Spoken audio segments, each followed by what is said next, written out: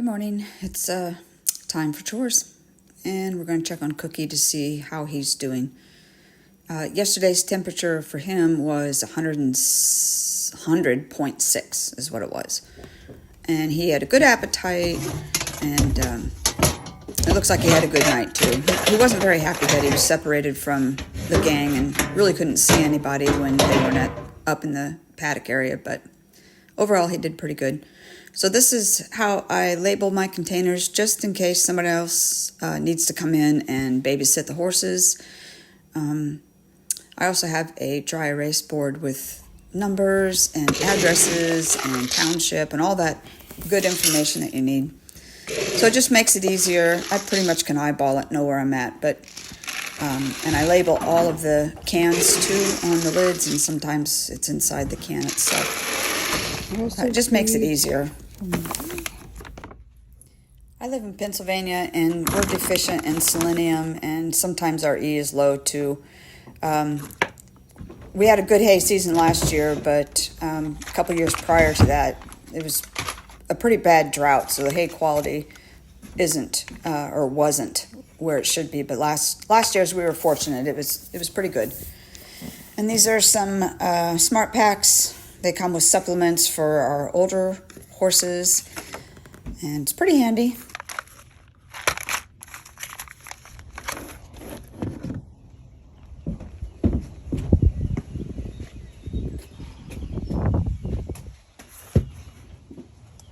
Sugar is the 20-year-old gray mare, and she can get sore sometimes with all these storms rolling in. I just want to keep her healthy, so she gets an Equiox once a day, just for arthritic pain. Cookie is in Raina's stalls, so she's getting this little portable feed bucket, and she gets fed first. Even though she's 3, she thinks she's the boss. Sugar's Equiox I feed by hand to make sure that she gets it. Sometimes she drops it, so I'll have to check the ground, and I don't see it. Stay there, Bugs. And then I got to block Bugs because she'll try to go right in on Sugar's heels. And it can be a challenge, and because she's a big girl. She's almost 16 hands, and she's pushy, and she loves her grain. Now on the doors, we don't have hardware. I have bucket hangers to keep the doors shut, and that's because we had a mare that had vision problems, and she ran into the door and busted her nose all up, and she actually died from it. So it made a big impact on us, and Scott said, that's it, the hardware goes. Not that we have vision impaired horses now, but that's what we do. And then you'll see a board across here, and the top rail is bent because Dale charges the gate. He just thinks he's the boss, and even though he's by himself, he just ruined the gate, and I was afraid he's going to get hurt, and so now we can't use it.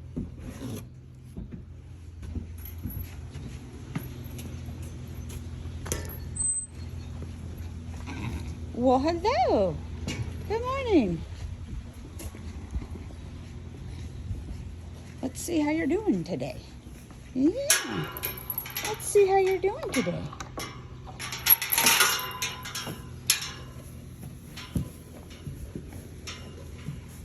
So let's check out Cookie. Got my thermometer, and we're going to see what his temperature was. And he ate good.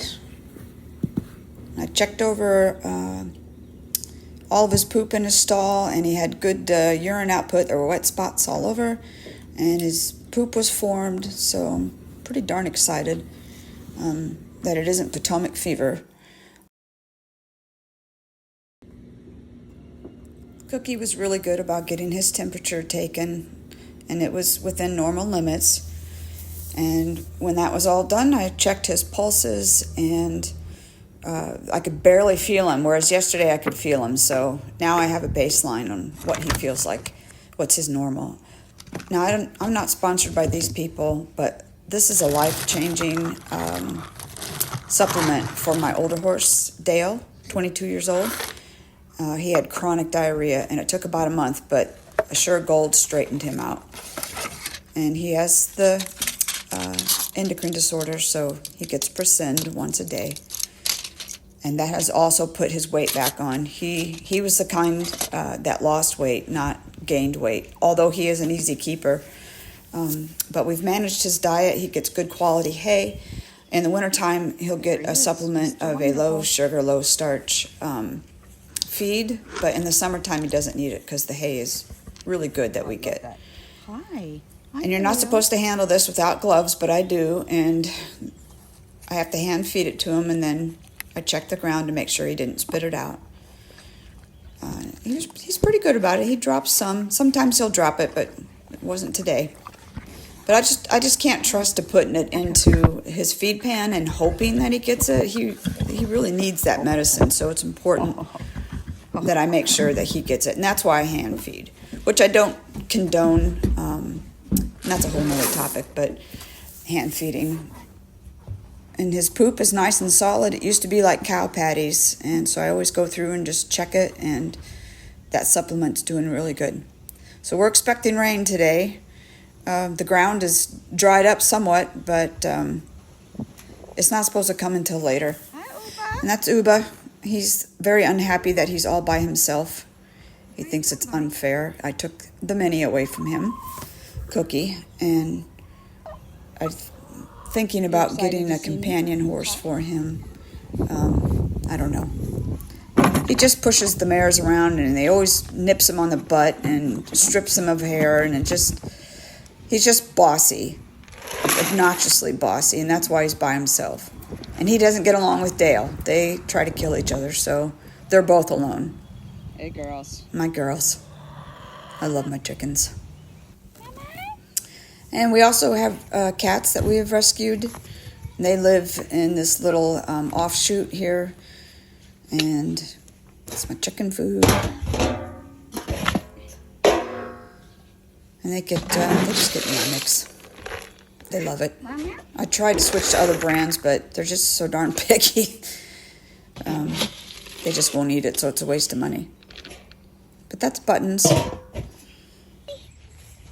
And that is Spice Girl. She has to be fed separately because the others pick on her. And that was my good buddy Fizzy. She's also a rescue. So I feed Spice Girl there so she can have her own. If she doesn't get fed alone, then she gets real skinny.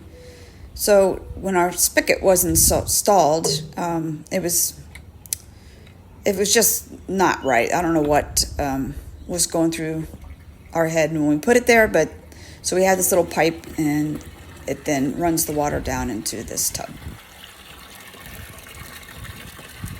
It's a lot easier than handling a hose. And in the wintertime, when we run out of small bales, we have a gentleman who sells the big bales. They're like 700-pound bales. And this is nice grass hay. And it comes off in like a bread slice. It's kind of like a loaf of bread. And so I'll take a little skinny piece, not quite that big, and there, about that size. And then I roll it up like a cigar, and that's enough for one horse for pretty much the whole day, depending on the thickness that you get.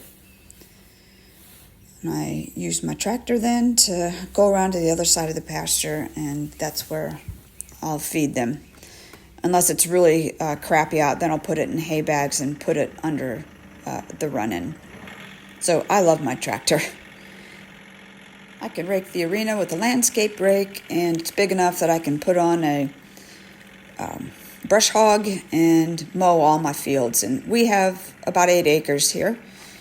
And with all this rain, it's been really hard to keep up on my grass and some of my barn chores. And most of the time, it's just me here. And when Scott's not doing his farrier stuff, then of course he helps. And I have friends that come over and help me, but most of the time it's just me. And I'm in my late 50s, and I have arthritis, and on rainy days, it just really makes my bones hurt. So the farm's not quite where I'd like it to be, but my horses are happy and healthy, and I keep up as best I can. And I have some fantastic boarders, and they help me out quite a bit. And sometimes farms sit for me on the days when I need extra help. So, oh, Fizzy, she's just my little baby girl. I just love her.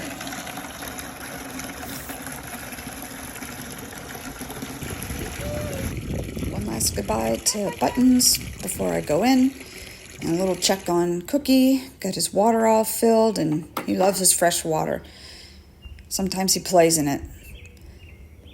So he did real good, and I'll keep you updated on how he's doing, and we're going to transition him over to a dry lot. Thanks for watching. Catch you later.